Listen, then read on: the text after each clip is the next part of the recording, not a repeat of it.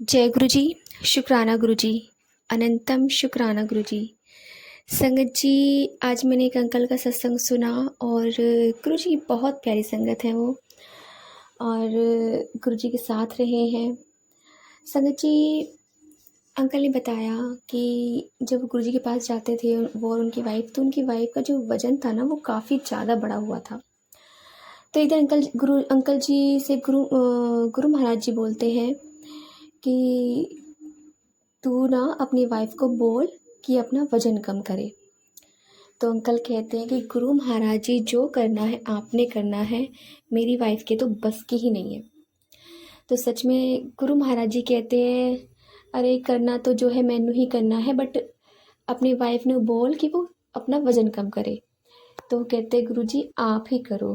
तो गुरु जी कहते हैं, अगर संगत अपना काम नहीं करेगी, अपने कर्म नहीं करेगी, एक तरह से गुरु महाराज जी ने उनको बोला कि अगर वो अपना हाथ पैर भी नहीं हिलाएगी तो मैं की करम, तो मैं कैसे करूँगा जब तक वो अपना कर्म नहीं करेगी।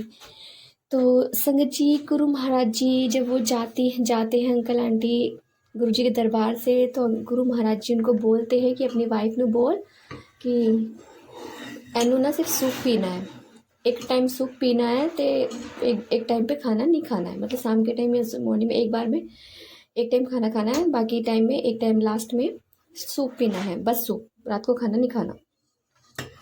तो गुरु महाराज जी उनको बोलते हैं, तो वो अंकल आंटी ऐसा ही करते हैं, वो आंटी खाती नहीं है। एक दो दिन बाद गुरु महाराज जी का फ़ोन जाता है उनके पास, अंकल के पास।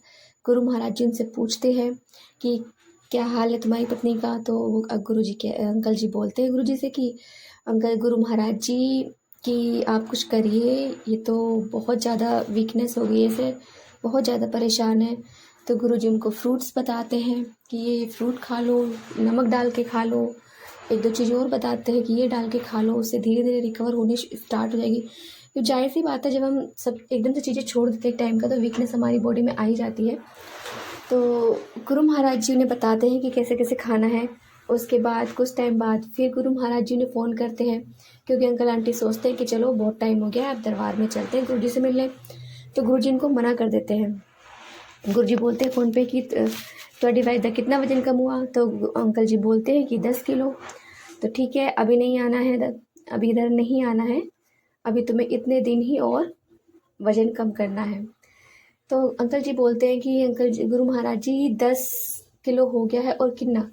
तो गुरु जी कहते हैं अभी और जितना मैंने कर दिया सो कर दिया, एक 1 किलो भी मतलब वज़न बढ़ेगा नहीं। सैलेड खाओ, सिर्फ सैलेड एक टाइम पे। तो आंटी सैलेड खाना शुरू कर देती है और गुरु जी कहते हैं जितना हो सके अंगूर खाओ। अब उनको शुगर भी था, डॉक्टर मना करते थे अंगूर खाने के लिए, तो कहते गुरु जी अंगूर खाएगी तो और वजन कम हो जाना है। तो सच में गुरु महाराज जी ने इससे ये बताया कि आप अपने कर्म करो तो गुरु महाराज जी आपको फल जरूर देंगे। संगत जी, अंकल एक सत्संग और सुनाते हैं कि उनके एक ही बेटा होता है और पंडित उनको बोल देता है कि तुम्हारी जो बेटे की आयु है ना वो अल्प आयु है, मतलब कम उम्र में ही उसकी डेथ हो जानी है। अब वो परेशान, वो गुरु जी के दरबार जाते हैं, वहाँ उन्हें सेवा करने का मौका मिलता है। तो एक अंकल से कहते हैं, सेवादार अंकल से, कि अगर आप गुरु जी से मेरी मतलब रिक्वेस्ट कर दो, कुछ बोल दो उनसे कि मेरे बेटे को ठीक कर दें, मेरे बेटे को न्यू लाइफ ब्लेस कर दें।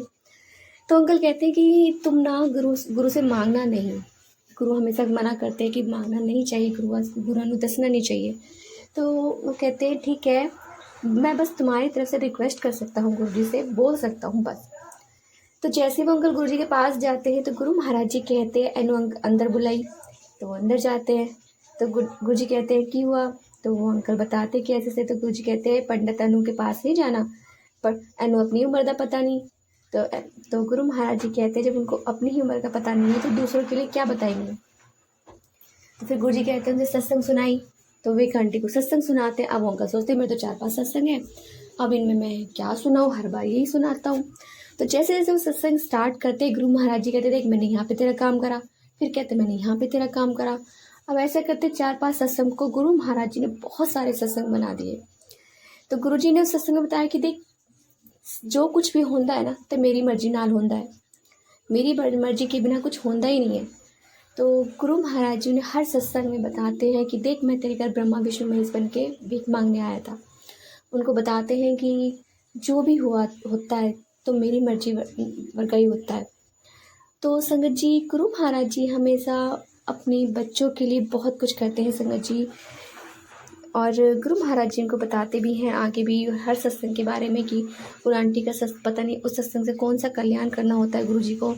संगत जी, गुरु महाराज जी का कहना था कि ज़रूरी नहीं है कि जिस रूप में तुम मुझे जानते हो मैं उसी रूप में तुम्हारे घर पर आऊँ। मैं तो किसी भी रूप में आ सकता हूँ, मैं कोई भी रूप लेके आ सकता।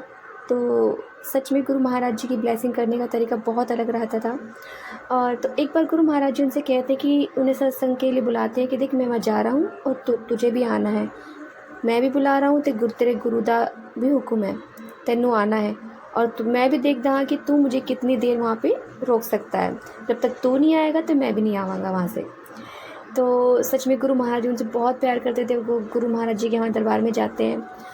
तो संगत जी कुछ टाइम बाद गुरु महाराज जी उनसे कहते हैं कि एक चांदी का छोटा सा लॉकेट लेकर आओ अपने बच्चे के लिए, और गुरु महाराज जी उसे ब्लेस करेंगे। तो गुरु महाराज जी उनके वो लेकर आते हैं गुरु महाराज जी के पास, उनके बेटे के लिए छोटा सा चांदी का लॉकेट ब्लेस करके देते हैं और वो उन्हें पहना देते हैं। जैसे जैसे बच्चा बड़ा होता है तो अंकल जी बोलते हैं कि गुरु महाराज जी लॉकेट बहुत छोटा लग रहा है उसके गले में, मैं थोड़ा दूसरा लॉकेट लेकर आ जाता हूँ। तो गुरु महाराज जी कहते हैं नहीं, यही रहना है। तो गुरु 2-3 बार उन अंकल ने बोला पर गुरु महाराज जी ने मना कर दिया।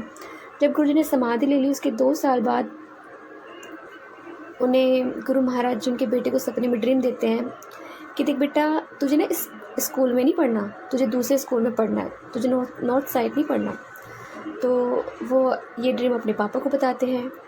तो फिर वो कहते ठीक है, जैसे गुरु ने बोला वैसा ही करते हैं। तो दूसरी साइड वो नॉर्थ की ना जगह वेस्ट की साइड देखने स्कूल स्टार्ट कर देते, तो वो डलहौजी की तरफ जाते हैं, वहाँ उन्हें स्कूल देखते हैं वो। तो फिर वहाँ पे कहते हैं चलो अब यहाँ तक आए हैं तो शिरडी साईं बाबा के दर्शन भी कर लेते हैं।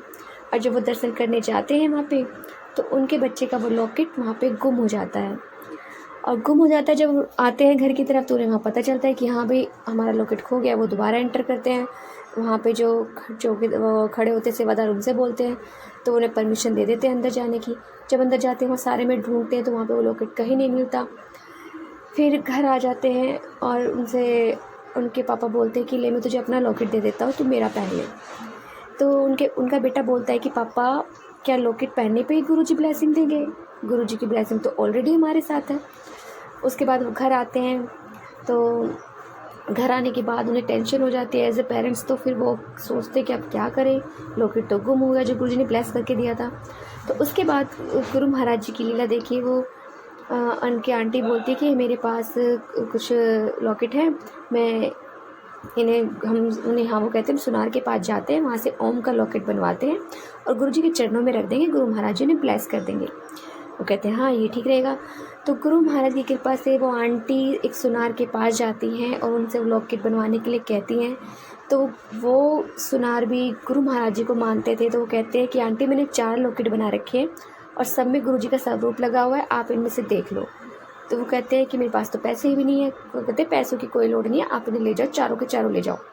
तो चारों के चारों लॉकेटों को लेके आ जाते हैं, गुरु महाराज जी के चरणों में रख देती हैं और गुरु महाराज जी से अरदास करती हैं कि गुरु महाराज जी आप इन लॉकेट को ब्लेस कर दीजिए, इनमें से एक लॉकेट मैं अपने बेटे को देना चाहती हूँ। तो गुरु महाराज जी उन आंटी को ड्रीम में दर्शन देते हैं और कहते हैं कि डिम्पल आंटी आजा, ते लॉकेट ब्लेस कर देता, एक हो गया तो क्या हुआ, मैं और भी ब्लेस कर देता। तो गुरु महाराज जी सपने में उन्हें बताते हैं 4 लॉकेट, एक लॉकेट उनके बेटे को देते हैं, ये लॉकेट तुम्हें अपने बेटे को देना है। उनके अंकल को बुलाते हैं कि ये सपने में ही कि ये लॉकेट तेन अपने बेटे को पहनाना है। बाकी 3 लॉकेट वो बताते हैं 3 संगत के लिए कि आपने इनके जगह पे पहुंचाना है। और अंकल से कहते हैं कि तो ना ये लॉकेट बनवा के रखने हैं और प्रसाद रूप में सारी संगतों में देने हैं। जिसके घर तू जाएगा उसे प्रसाद के रूप में ये लॉकेट मेरी तरफ से देगा। तो ये सेवा गुरु महाराज जी ने बख्शते हैं और सेवा ये उन्होंने बखूबी निभाई, पर अब नहीं कर पा रहे क्योंकि उन सुनार की डेथ हो गई, तो उसके बाद वो नहीं कर पाए। तो संगत जी गुरु महाराज जी हमेशा अपने बच्चों को एक अलग तरीके से ब्लेसिंग देते हैं और गुरु जी बताते हैं कि ज़रूरी नहीं है कि सब लॉकेटों की वजह से हो। जब गुरु मिलते हैं, पूर्ण गुरु मिलते हैं, तो ब्लेसिंग हर तरफ से आ जाती है। तो संगत जी गुरु पे भरोसा रखिए, पूर्ण विश्वास रखिए। गुरु जी मुझे बार बार बोलते हैं कि मेरे नाल गल्ला कर लिया कर, मुझे टाइम नहीं मिल पाता है। और गुरु जी मुझे हर सत्संग में कुछ ना कुछ एक हिंट जरूर देते हैं।